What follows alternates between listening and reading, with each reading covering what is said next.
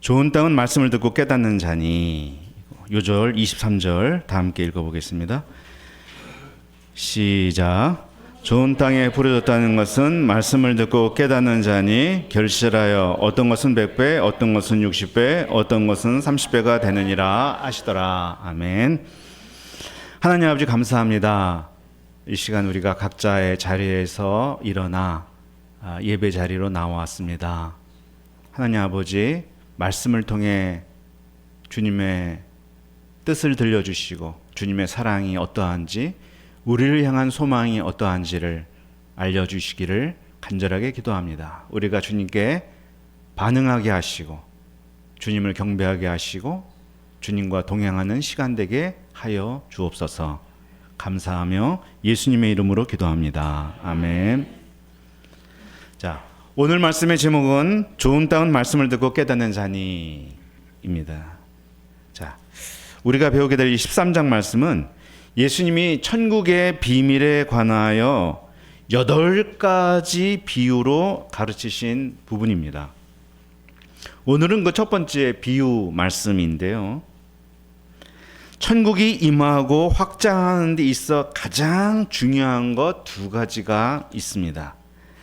하나는 하나님의 말씀이고 다른 하나는 뭐죠? 네?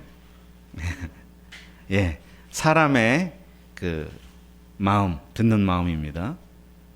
씨는 당연히 하나님의 말씀을 가리키고 이 밭은 우리 사람 마음을 가리키는데, 하나님의 말씀이 사람의 마음에 떨어져서 심기고 자라고 열매를 맺어가는 것이 천국의 모습이다 하는 거죠.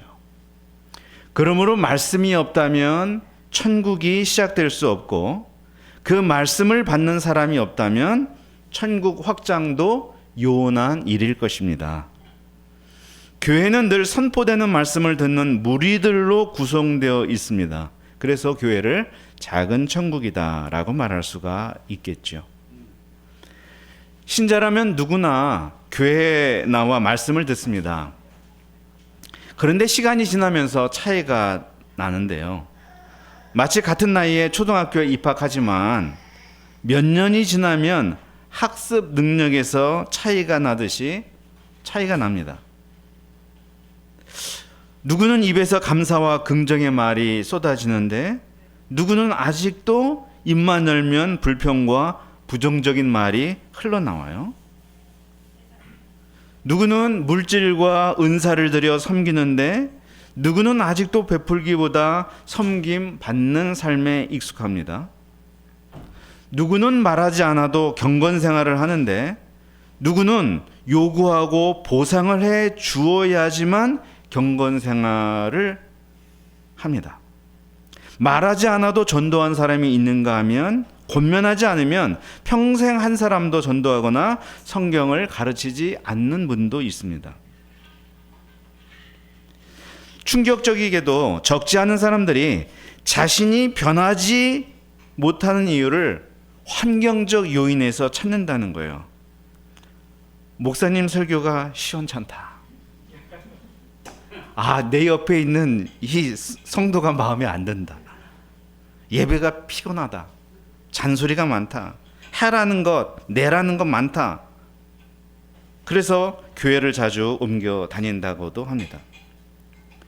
그런데 오늘 말씀은 씨를 뿌리는 사람이나 씨에는 아무 문제가 없음을 말씀해요. 문제는 오직 뭐예요?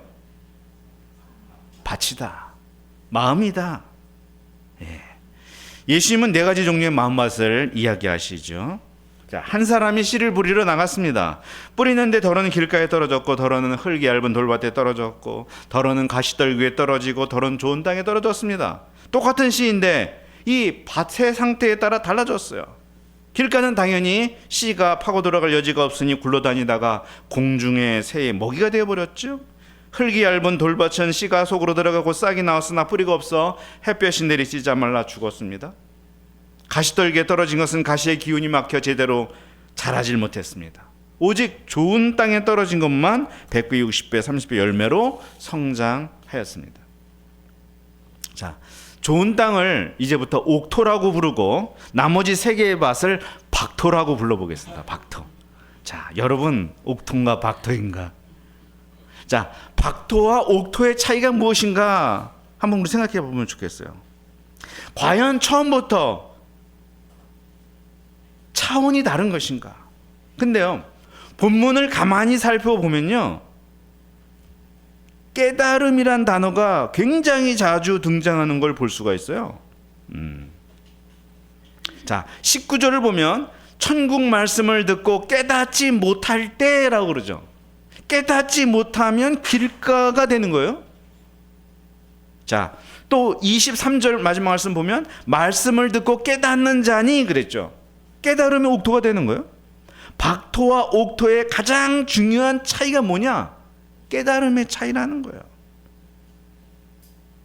제가 초등학교 3학년 때로 기억하는데요, 산수 시간에 배우는 인수분해가 이해가 되지 않았어요. 그래서 집에서 아버지가 그것도 모르냐면서 가르쳐 주시는데 몇 번을 반복해서 알려주는데도 도저히 이해가 안 되는, 구박받으면서 배우려 하니까 눈물만 나고 더 깨달아지지 않고 더 눈앞이 캄캄하고 산수가 재미없고 막 그렇게 되죠. 그러다가 어느 순간에 인수분해가 다 깨달아지는 거예요. 그러니까 산수가 재밌어지죠. 산수 성적이 향상이 되죠. 공부하는 맛이 나죠. 그래서 이 우등생이 되느냐 하는 걸 깨달음이 있구나 하는 걸 그때 알게 됐는데, 자, 요거랑 좀 다르긴 한데 학교 공부와 달리 우리가 영적인 것을 깨닫지 못한 이유는 무엇이냐? 무엇 때문일까요? 이것도 본문에 반복이 돼 있어요. 뭐냐? 마음의 완악함 때문이다. 내 완악함 때문이에요. 13절부터 15절 말씀 보세요. 예수님이 이사야 말씀을 인용하여 그들이 깨닫지 못하는 자들의 그 문제를 막 지적하거든요. 근데 그 말씀 보면 이 백성들의 마음이 완악하여서 그 귀는 듣기에 둔하고 눈은 감았으니 라고 말씀해요. 듣기 싫은 거고 보기 싫은 거예요. 왜? 하나님의 뜻이 내 생각과 다르고 하나님의 소원이 내 욕망을 가로막고 있기 때문입니다. 그러니 눈으로 보고 귀로 듣고 깨닫게 되는 것을 오히려 두려워하는 거예요. 그러므로 말씀 앞에 나오는 자는 말씀을 거부하는 요소가 내 안에 도사리고 있지는 않은가 하는 걸 봐야 돼요. 그리고 그게 무엇인지, 그 실체가 무엇인지.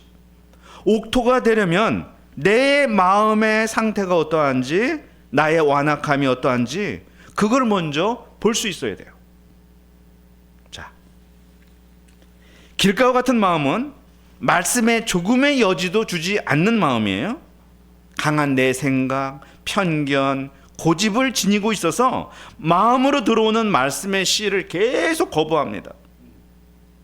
만일 그러고 있는 내 자신을 본다면 내가 왜 그럴까?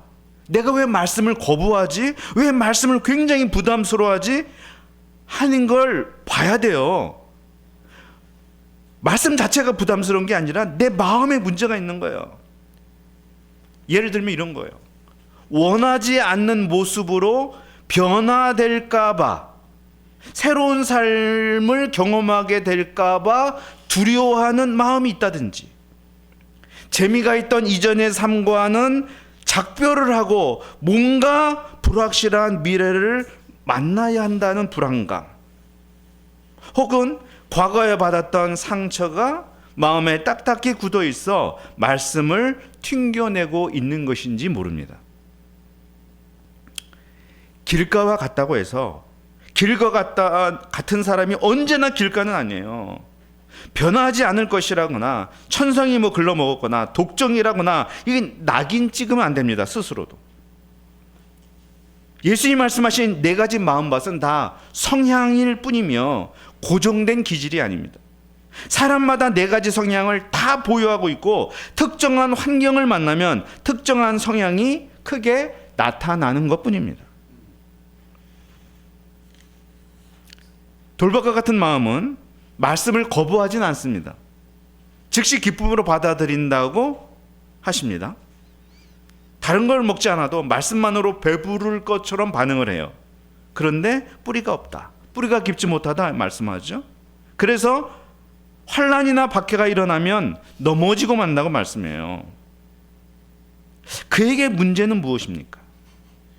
마음속에 돌이 신앙의 뿌리가 내려가는 것을 막고 있다는 거죠. 그것이 말씀 받을 때의 기쁨을 조금만 지나면 슬픔과 절망으로 바꿔 놓는다는 거예요. 그러면 그 돌이 뭔가 하는 거를 또 우리는 성찰해 봐야 돼요. 예를 들어 보겠습니다. 어떤 분은 장남이기에 부모님을 모시고 집안을 일으켜야 한다는 부담감을 늘 가지고 있어요. 그래서 말씀을 받고 은혜를 받다가도 부모님을 모셔야 되고 집안을 일으켜야 되는데 하는 부담감에 탁 막혀가서 더 이상 진전이 없어요. 어떤 분은요, IQ가 2자리기에 나는 아무리 노력해도 안 될 거라는 생각, 나는 키가 작고 볼품이 없어서 사람들이 늘 놀릴 것이라는 열등감, 심지어 어떤 분은 늘 손과 얼굴에 땀이 많이 나서 난 뭐를 하도 안 될 거라는 생각, 별의별 이런 생각들이 마음에 돌로 자리를 잡고 뿌리를 내릴만 하면 막아버리는 것을 보게 돼요. 부끄러워서 차마 자신도 인정하기 싫은 돌이 있을 수도 있지요. 그것이 무엇인지 우리는 똑바로 보고 인정을 해야 합니다. 다음으로 가시떨기를 가진 밭과 같은 마음이 있어요. 모임이나 시스템에 잘 담겨요. 규칙적으로 신앙생활해요. 겸손하고 순종적이에요. 그런데 늘 제자리예요. 10년, 20년 지나 계속 제자리예요. 시간이 흐르면서 성장하고 강해지고 내적으로 깊어지고 영향력이 생겨야 되는데 안 돼요. 마음의 가시떨기가 말씀의 기운이 온몸으로 퍼지는 것을 막기 때문이라고 하시죠. 그 가시떨기를 예수님은 세상의 염려와 재물의 유혹이라고 말씀하십니다. 자, 우리 염려는 다 있는데 생존을 염려하고 장래를 염려하고 가족 부양을 걱정하는 마음이 다 있습니다. 그 염려가 마음을 지배하는데요. 아마도 염려가 과거에는 자신을 생존하게 만들어 주었던 기제 반응이었을 수 있어요. 가족 중 아무도 신경 쓰는 사람이 없었는데 그나마 내가 염려했고 내가 신경을 써서 이제까지 왔다라는 생각을 하시는 분들이 있어요. 염려했기에 자신과 가족이 먹고 살 수 있었다. 그런데 예수님 안에서는 이제는 좀 바뀌어야죠. 더는 그것이 생존의 필수 요소가 아닙니다. 그렇지만 오랫동안 자라며 내 마음의 밭을 지켜온 것이기도 해서 그 염려의 뿌리를 뽑는다는 것이 참으로 어렵습니다. 염려를 안 하는 것은 마치 무책임하고 태만하는 것이 아닌가라고 생각이 되기도 하거든요.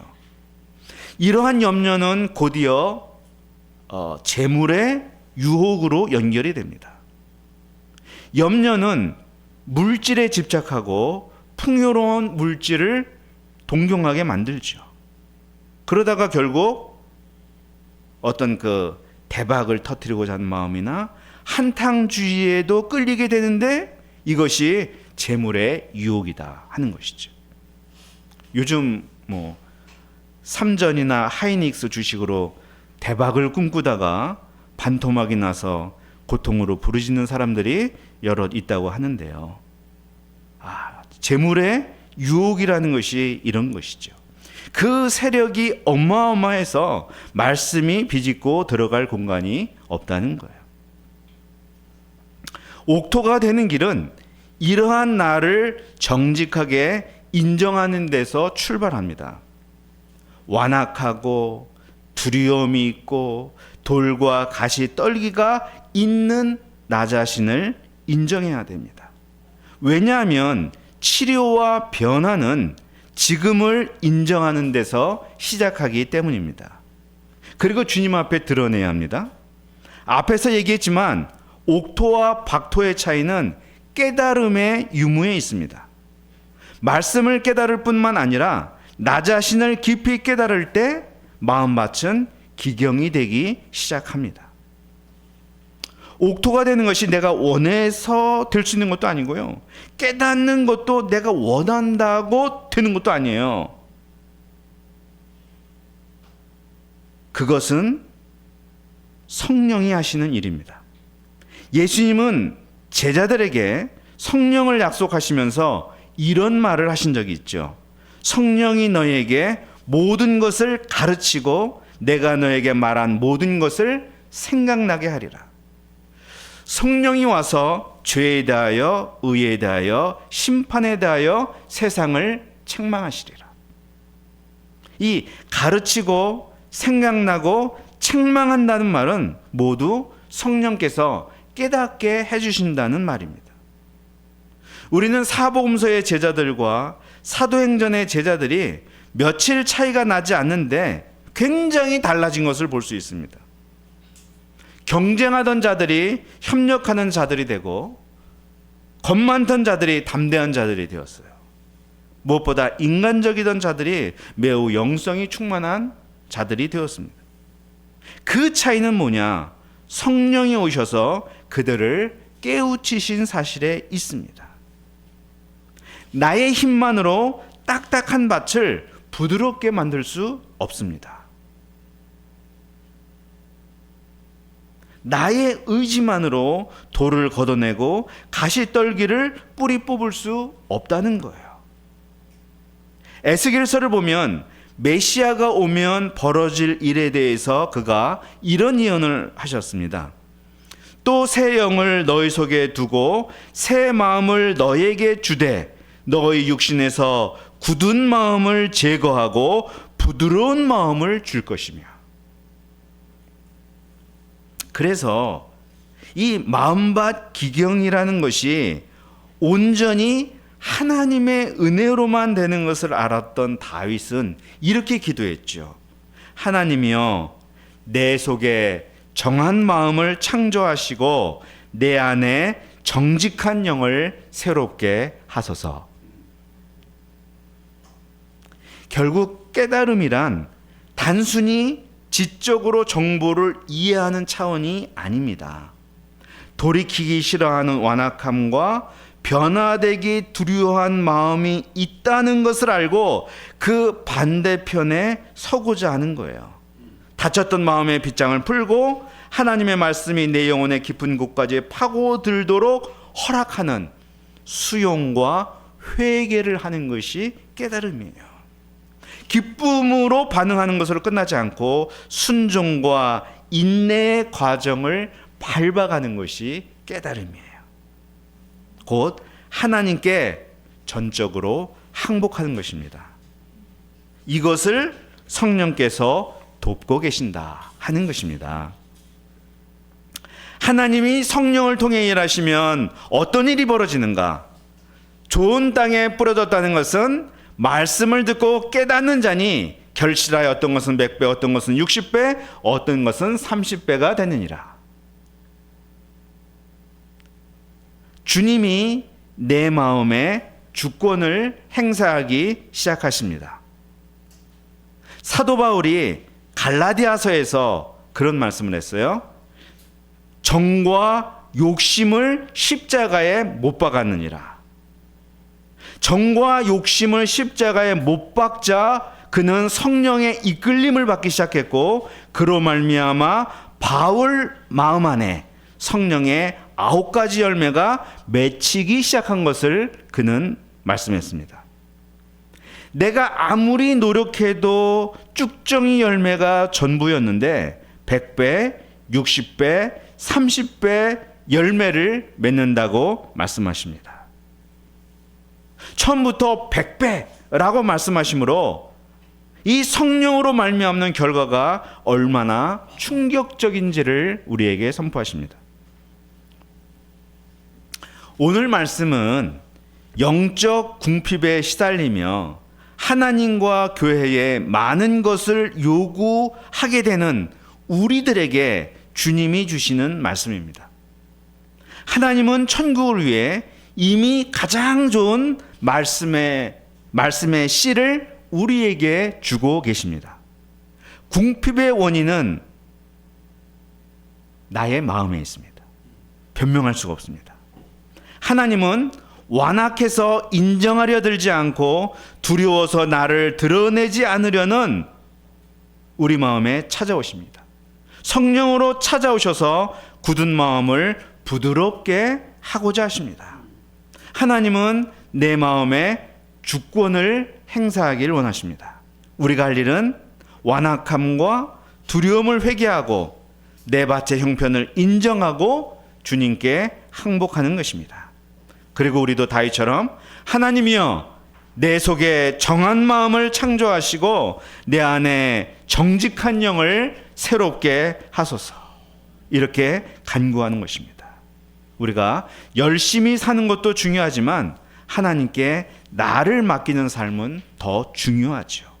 나를 맡기는 것의 출발은 나의 마음을 맡기는 것입니다.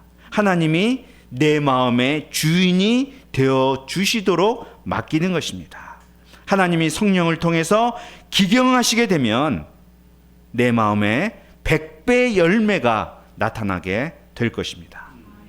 지금 우리의 마음 안에서 말씀으로 계속해서 기경하시는 주님의 모습을 우리가 인식하고 주님 앞에 나의 마음을 드릴 수 있기를 간절히 기도합니다.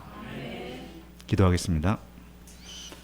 하나님 아버지, 감사합니다. 오늘 말씀을 통해서 우리가 이러한저러한 이유로 또 이런저런 삶을 살아왔기에 이런 네 가지의 밭의 모양을 띌 수밖에 없고 그런 성향을 우리는 가지고 있고, 참 그런 면에서 우리는 부족하고 열매를 맺지 못했던 것을 보게 됩니다.